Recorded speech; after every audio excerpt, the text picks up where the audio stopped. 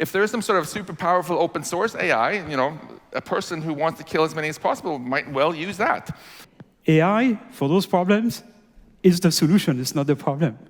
And once we have machines that have a self-preservation goal, well, we are in trouble. This is an example of what's called the fallacy of dumb superintelligence. 67% of the audience already thinks this is an existential threat. So just coming out and saying it's not is an extraordinary claim, which I think requires extraordinary evidence. And I would love to hear from you and Jan what your actual evidence is.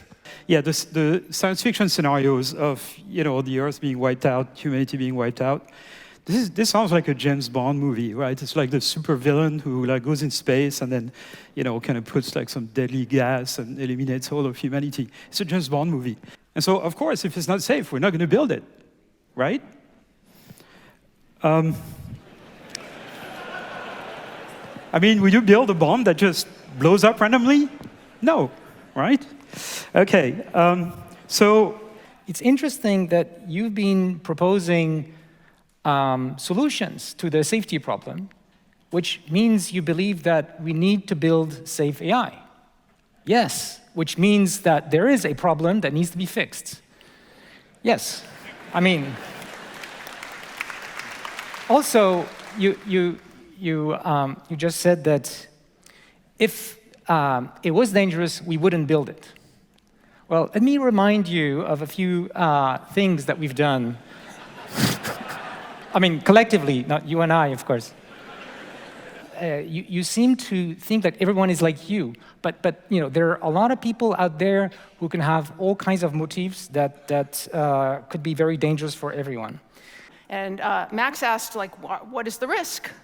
I don't know. I mean, the risk is non-zero. The risk of anything is non-zero. We could talk about any kind of scenario, speculative scenario, like, malicious aliens coming to Earth in their spaceship and destroying humanity. That's an existential risk. And then we could say, wait a minute, maybe we should ban radio broadcasts, because that's how they're going to find us. But clearly, the probability of that is quite low. It's not high enough to justify the kind of attention that you're seeming to ask for. And I'll just conclude to say that the whole history of AI has been a history of failed predictions. Back in the 1950s and 60s, people were predicting the same thing about superintelligent AI and talking about existential risk. But it was wrong then, and I'd say it's wrong now. We can't just dismiss arguments as being ridiculous or sci-fi when people like Jeff Hinton are making them. The CEO of OpenAI is saying it's an X risk. The CEO of DeepMind is saying it. What is your plan actually for how we avoid each of those things? So That's right. Which authorities do we want to pay attention to? I don't think we have proof by authority here. Right, that's but not we don't a fair need argument. Right. So let's say we don't know, and I'm agnostic actually. I don't know what's going to happen. But given the stakes, shouldn't we pay attention to this? Right. If bad guys can use AI for bad things, there's many more good guys who can use the same, more powerful AI to counteract it. Right. So and in the end, the good guys are going to win. Sometimes the attacker has the advantage. There's absolutely no reason to believe that's the case for AI. In fact, Really? we're facing the situation right now. How do you know? The proportion of hate speech taken down automatically by AI systems about 5 years ago on Facebook was about 25%. Last year, it was 95%. Right, but we need 100% to avoid extinction. No, we don't. We don't. There's never anything that is completely perfect. Well, that's the issue. That's why we need to do more than what we're doing now. Again, it's the good guy's AI, which is superior, to the bad guy's AI. But that's like saying that the way to stop a bad guy with a bioweapon is to have a good guy with a bioweapon. That's not what you do. The way you stop a bioweapon attack is with vaccines and banning bioweapons and having various forms of regulation and control. Yeah. So are you saying it's a 0% risk, 0% existential risk? Is that your claim? Do I think there's a 0% risk of any scenario? No, of course not. What do you think it is then? But I think what we're asking, 1%? what we're really debating, I can't put a number on it. I think it's quite low. The point is, humanity is still around, despite all of playing with all those toys like nuclear bombs. Now, the assimilation of AI with nuclear bomb, I think, is a complete fallacy. The assimilation of AI with nuclear weapons is a complete fallacy. Nuclear weapons are designed to kill people and destroy entire cities. AI is designed to basically amplify human intelligence. Like, this is intrinsically good, right?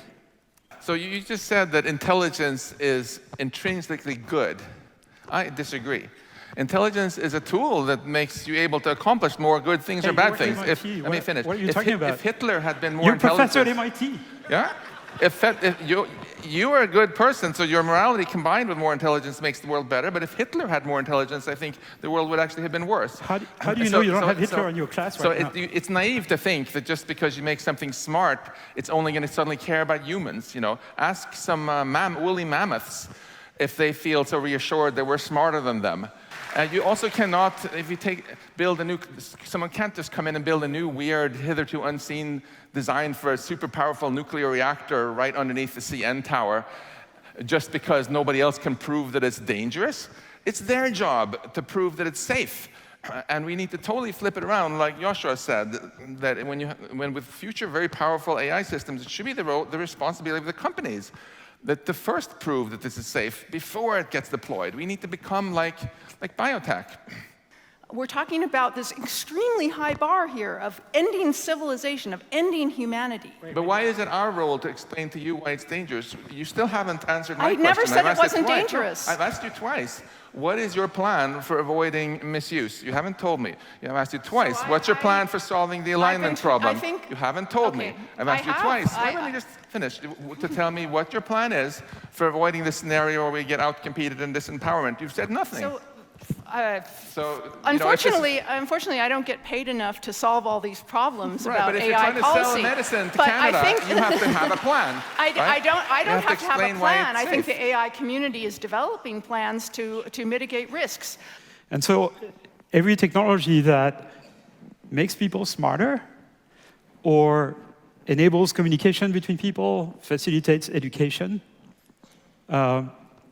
again, is intrinsically good, and AI is kind of a new version of this. It's the new printing press. So long as it doesn't blow up in our face. And the thing is that you can AI smash your hand with a printing press, right? Yes. The problem is the scale, right? So long as we build technologies that could be harmful, but on a small scale, the goods, the benefits overwhelm the dangers. But now we're talking, wait. Now we're talking about building technologies unlike any other technology, because it's technology that can design its own technology. Stock traders will tell you that past performance is not an indicator of future performance. Future results, yeah. Future results. And it would be a huge mistake in an exponential technological growth to assume that just because something happened one way in the past, it's going to continue being this way. What's actually happened is, first, during the Industrial Revolution, we made machines that were faster and stronger than us. So we started working less with our muscles and more with our brains, and that was fine. We typically got paid better. Now, in this disempowerment scenario that you were asking them about, we're now instead building machines that can think better than us gradually. And we're not there yet, so we shouldn't be basing arguments based on today's pathetically bad AI. We should be looking at tomorrow's, the superhuman AI that some people think might happen in 5 years or 20 years, and you think maybe it will happen in 300 years. That's what we should be talking about. That's the elephant in the room, because if that happens, it's going to be very different from the Industrial Revolution. Now we can neither compete with our muscles nor with our brains, and we are really going to start seeing a true disempowerment. And I don't think it has to be that way. I can be a bit optimistic too. If we stop dismissing these existential threats and taking them seriously, which I think a dismissal of them is exactly the thing which is preventing us from doing the right thing. I think that a lot of the research that you were mentioning, Joshua, on how we can keep the machines under control, how we can use them to empower rather than disempower us, and do all these great things, will actually succeed.